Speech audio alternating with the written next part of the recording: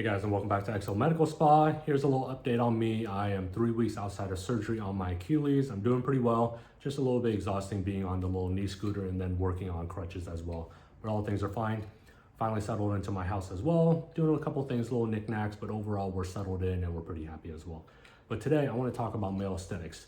I had a student in today and she asked a couple good questions. Now, one of the questions was, how did you get into this field and what distinguishes you from other providers? And one of the examples I use is my ability to understand age differences, sex differences, ethnicity differences when it comes to treating. But today, let's use the example of males versus females and how I treat them differently.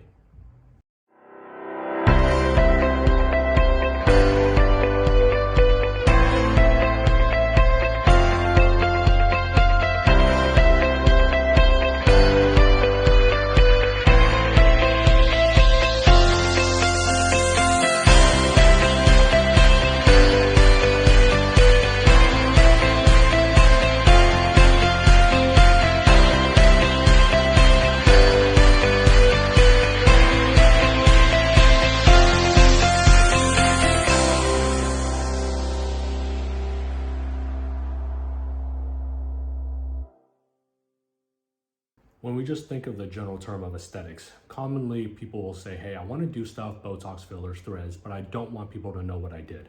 This correlates with men. A lot of men. Men want to create or reduce wrinkles, want to look a little more youthful, want to look a little less tired, but they don't have the understanding of what they really need to do. Whereas women come a little more educated when it comes to this stuff. The other part of that is men don't want other guys or they don't want their friends and family to know what they do because there's still this stigma and judgmental opinion in regards to men doing cosmetic aesthetics and things like that. When I treat people, I usually like just the anti-age people. Granted, some people want to look extra youthful, have extra cheeks, extra lips. So when it comes to men, we just want to look a little bit younger and then look age appropriate for ourselves. So one of the places that we look at is under eyes, fillers, wrinkle reduction, and then pigment reduction. Sorry about that, I have a plane going over top. But if we take filler perception, and I'll show a diagram that shows a female shape, which again, I always talk about traditional shapes, so this doesn't necessarily have to be towards you because we talked about sex, age, ethnicities on how that plays a role in the way we look. But if you look at the female face, the traditional view of beauty is that V shape, that upside down triangle, that upside down pyramid of youth. Whereas men, we are more rectangular. So we're more vertical. If you bring out a male and take away that verticality, take away that rectangle and put him into a more V shape, you're feminizing that male. Now, some males do want that look, but that's why I always clarify, what look are you actually going for? Now, in looking at this picture, the male youth isn't necessarily about bringing height with a specific shape. So as we age, men, we keep our rectangle shape or our square shape, but everything becomes down. So you can see, I'm not changing the overall rectangle face, but the distribution of volume that's equal in this area now becomes down, down, down, down, down, down, down. So it's the distribution of volume that's occurring in men that's making them look old and tired. So what happens is when everything falls south. And one of the biggest complaints when it comes to men is, I have this big old tear trough and it's making me look tired and old. Long eye, heaviness, and then we get this hollowing due to this dragging effect that's bringing us down. If you look at females, everything falls, but rather than being V-shaped, women, as they age, this falls and it turns them into more of a rectangle. So to correct that, we bring the cheeks up and give back that V shape. We take that to a man. If I fill the same way I would a woman and bring out that lateral cheek to try to lift that lower weight laxity, you are going to start feminizing a man. Now, within reason, yes, you can fill this lateral cheek, but for most men, what you're trying to do is fill this medial cheek. So if I draw an imaginary line, I'll use this pen right here. This is the female cheek. We fill everything lateral on a female. For men, rather than this line connecting from the lateral eye to the side of the mouth, take that pen and put it more medially. From the mid eyebrow to the middle of the eye to the lateral mouth. Female, male.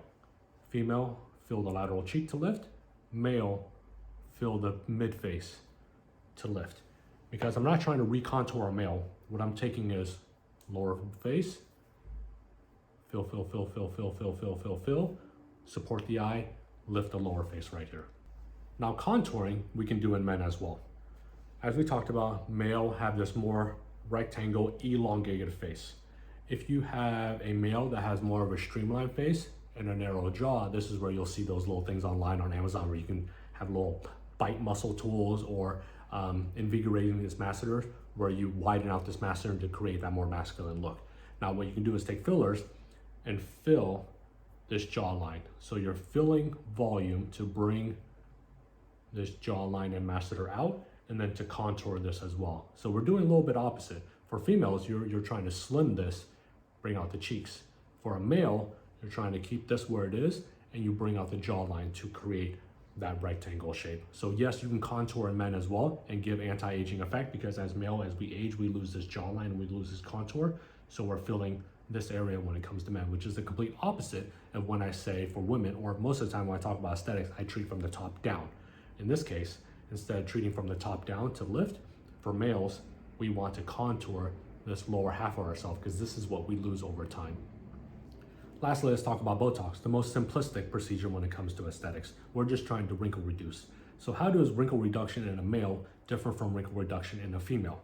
Let's take, for example, the forehead. I've always talked about this is the one that alters the way people look the most, because you can get uneven brows, you can get the frozen look and then you're heavy, nice shiny forehead, or you get the Spock brows. Everyone likes to mention Jack Nicholson, the actor, when it comes to Spock eyes. But this is how it differs between male and females. One, I want to treat a male typically less aggressively. Males traditionally use more units because we have stronger muscles. However, I'm a little more conservative because I want to leave a couple wrinkles behind. Having wrinkles typically produces masculinity. So if I make a patient completely flat, if a male can't frown, or when a male smiles and you don't have a couple wrinkles left over, again, you're leaning towards the side of feminism. And I don't want to necessarily feminize a patient unless that's what they're looking for. Now, the other part of this is placement as well. How do we place Botox where it will cater to a male, and how do we place Botox where it will cater to a female? And probably one of the most common places when it comes to forehead again. We have these two strips of muscles that act as our frontalis, and that's what lifts our eyebrows. And I'll pull up a picture right here as well in regards to the muscles for the frontalis. When I treat a female, females want a brow lift. They want to keep their eyebrow peak. Males typically have flatter eyebrows. Females have that peaking effect, that roundish eyebrow. Again, trend dependent, right? Because now people are doing the lateral eye lift that flattens out a female's eyebrows. But I'm just talking about in generality. So when I treat the frontalis on a female, I want to stay medial to that lateral brow, because if I go too far out, I drop that female brow and I have a flat brow, likely you're not happy. You want to keep a nice arching, lifted brow.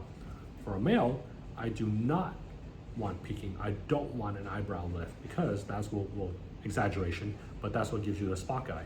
So I will treat a male a little more lateral to keep that flatness and a more even distribution of the forehead. And that's one of the other differences when it comes to male and female aesthetics. I hope that was a little fun discussion for you. Predominantly, I still treat, anecdotally 80 to 90% females here in the practice. And I think industry-wide, I think that's close to what the numbers are. But males are catching along, and I want to discuss how providers look at males, how providers look at females. So when you have a consult, make sure if you're a male going in that you're asking, hey, how do you as a provider treat me differently than a female? If I'm trying to keep my masculinity, how will you make me look a little bit younger? How will you do fillers and Botox and threads, but still keep the way I look and keep me masculine as well? And then also mitigate if people will see that I did something. I want to look a little bit younger, a little bit more refreshed, but I don't want anyone to notice it. I don't want to change my overall look as well. So again, if you like these videos and you enjoy these educational segments that we do, give it a thumbs up, subscribe, hit that notification icon as well, because then you'll always get these updates and it doesn't get buried in the YouTube algorithm. And if you like that as well, make sure you share it with your friends or family. And if you're a female, wife, mom, sister, and you want to share this with your brother, friend, husband, whatever the case is, send it off to them and they'll give a little bit of understanding and maybe take away a little bit of the fear factor when it comes to males doing aesthetics. I'll see you guys on the next episode. Bye.